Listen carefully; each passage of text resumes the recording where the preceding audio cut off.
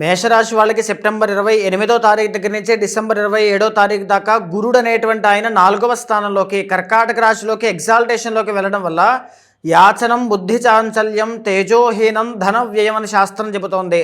అంటే అన్ని రకాలుగాను చూస్తే విపరీతంగా డబ్బులు ఖర్చు అవ్వడం కావచ్చు, శరీర కాంతి అనేటువంటిది తగ్గడం, ప్రాణశక్తి అనేటువంటిది వీక్ అవడం, హెల్త్ ఇష్యూస్ విషయంలో చాలా జాగ్రత్తగా ఉండాలి.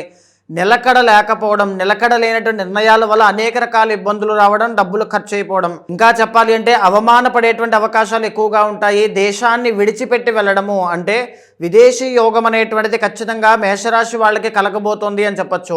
విదేశాల కోసం ట్రై చేస్తూ ఉంటే గుడ్ న్యూస్ అనేటువంటిది వింటారు.